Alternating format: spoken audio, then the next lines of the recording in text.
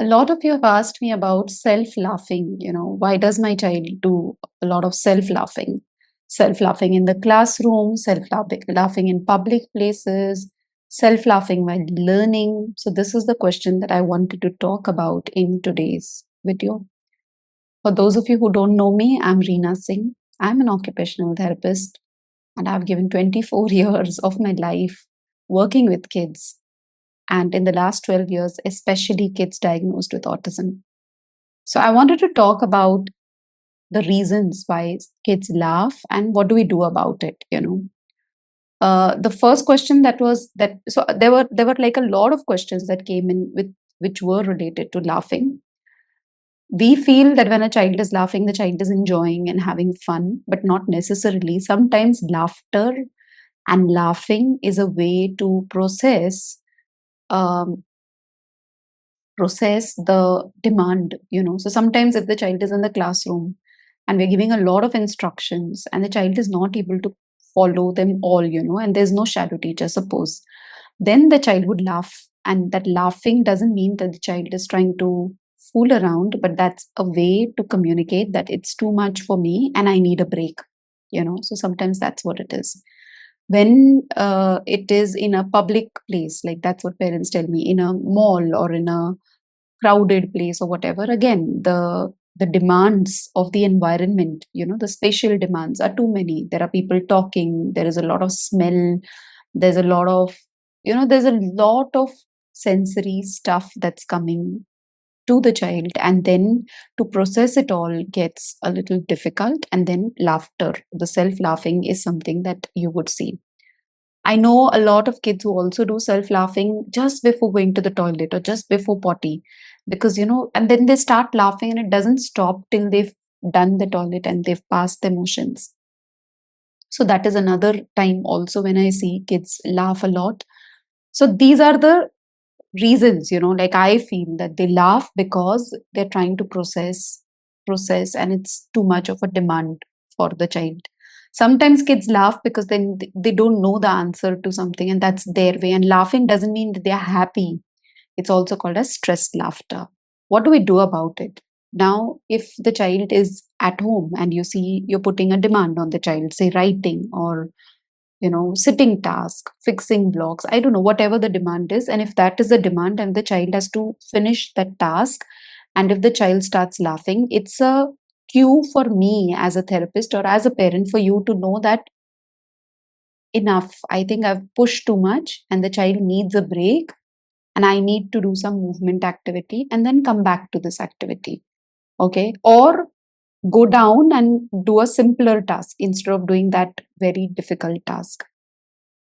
If the laughing is happening outdoors in a public space, in a school, so what do?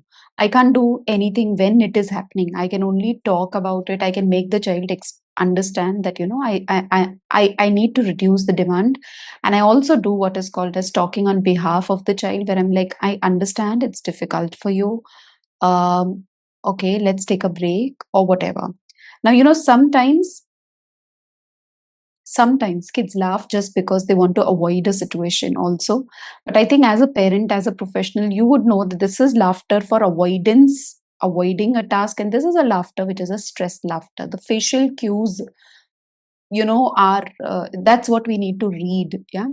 So the how would you solve it? It's going to be very different. If it is a stressed laughter, you reduce the demand. But what do you do so that these situations are easy? Before I send my child to school, I ensure that there is a sensory circuit where the child gets enough amount of maybe a deep pressure activity, maybe some vestibular activity. Maybe you take your child to a park in the morning. And I'm not saying that the child would do jungle gyms and everything, but I know a lot of parents who take their kids for a walk, for a 20-minute walk with a weight on their back.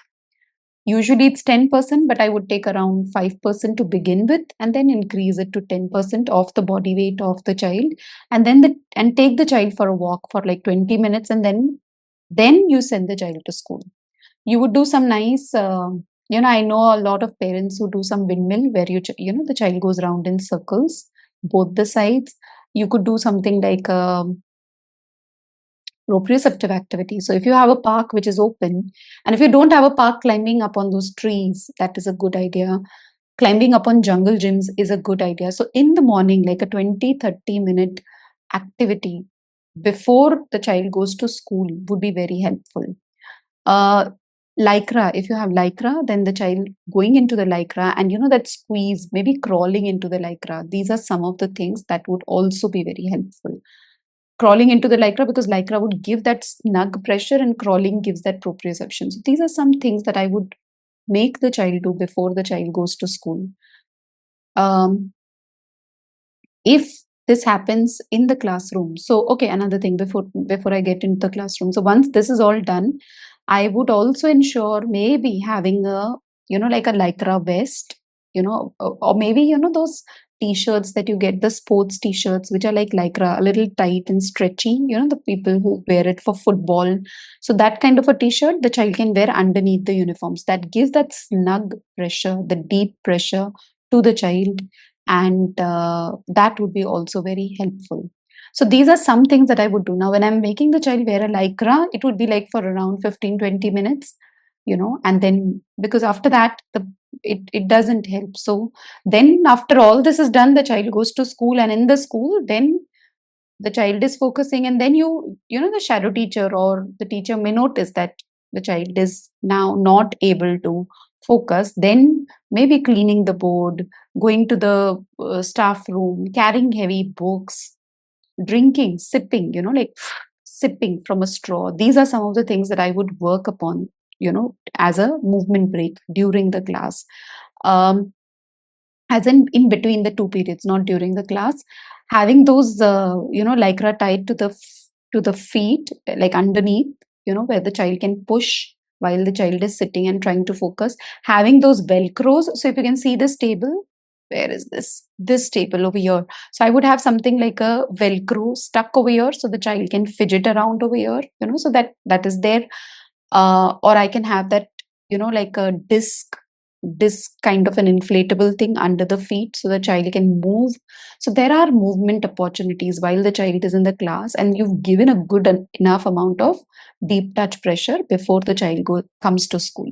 So these are some of the things that I would do, but again, these won't replace the higher demands. The demands have to be lowered also, and these additional things would also be added up, so that it is easy for a child to focus. Okay, and it'll also help with that laughter.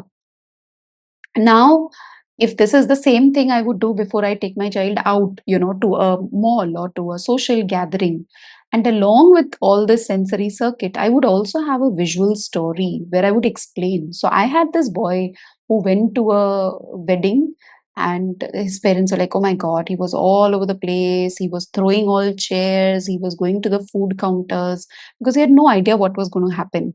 So yes, doing those sensory diet activities, which I just suggested, but also having a visual story, like a social story, where you explain what all would happen over there. What all, like when we go to a wedding, then this happens. We, like detailed explanation of what would happen through pictures is important. So you have three things that I've spoken so far. You give enough sensory diet. So I'm talking, imagine taking a child to a birthday party. So I've given enough amount of sensory diet, maybe a deep pressure activity, maybe I've done enough of lycra activities, I've done enough of proprioception, and then the child goes to this place and visually prepared. And then the child is there. The self laugh may still happen, but it may not happen as much as it would if you have not given the body based strategies and if you've not visually prepared the child. So these are some of the things that I would do so that the child is comfortable. And if the child starts laughing, I do what is called as parallel talk again, where I speak on behalf of the child, and I understand why and what is it that triggered this laughter. Did I put a lot of demand, or was there a lot of smell in this place? Was there a lot of sound here, or what was it? And becoming more aware of what triggered my child to get into this, and taking care of that factor is another important thing that I would work upon. So reducing the demands, preparing, giving enough sensory diet, and the third is talking on behalf of the child. Now, if the child is having a tantrum, sometimes not a tantrum, but if the child is laughing, I even do something like very, very, like a shoulder squeeze here and holding, just a squeeze, just a squeeze and just holding there. That also helps the child. If I use a light touch, the child would withdraw and would laugh more. So, having very nice, deep pressure when the child is, like maybe I'm in the mall and the child has started laughing. Maybe I am at in the classroom and the child is laughing. So I can give these kinds of deep pressure, hold, and I stay there for like 7 to 10 counts. And that also would help the child to feel more comfortable. But preparing is better than, like preparing would be a better option always. Now, what else do we do? The very important thing is to work with an occupational therapist and to ensure that the vestibular, proprioceptive, and tactile, three systems, they work together. All of these three systems, when they learn to work together and the child learns to process the information well, that's when these kinds of sensory issues will reduce over a period of time. So these, what I told you, are like, yeah, strategies that you can do. But to actually work so that these sensory issues do not occur on a repeatable basis, or it doesn't trouble you, or it doesn't trouble the child, and it doesn't come in the way of the child participating in the environment, I would ensure that the child is getting occupational therapy sessions at a therapy center, and you follow up the program at home. That is very, very important.